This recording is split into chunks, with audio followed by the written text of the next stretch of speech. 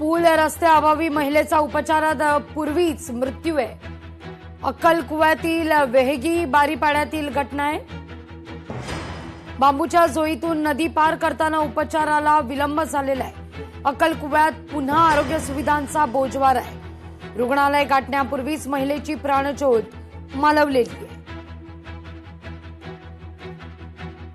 ही अत्यंत दुर्दैवी घटना आहे। प्रशासन आणि लोकप्रतिनिधींना सूचनेसाठी एवढंच बोलायचं आहे की वेहगी हे गाव 1800 लोकवस्तीचं गाव आहे आणि ते महसुली गाव आहे। त्या गावामध्ये 2 अंगणवाडी केंद्र आहे, 2 जिल्हा परिषद शाळा आहे। तरी सुद्धा या महसुली गावाला अजूनही रस्त्यापासून जोडणाऱ्या मुख्य रस्त्याची सोय झालेली नाही आहे। त्यामुळे या पावसामध्ये नदी नाल्यांना पाणी भरलेलं आहे। अशा अवस्थेत रस्ते कास्ते आहे, परंतु देव नदीला मोठा पूल लागत असल्यामुळे सर्वच त्या गावाच्या लोकांना आपलं दैनंदिन काम हे पायी प्रवास करूनच जीव धोक्यात घेऊन प्रवास करावा लागतो। अशातच ह्या महिलेचा हा दुर्दैवी अंत झालेला आहे।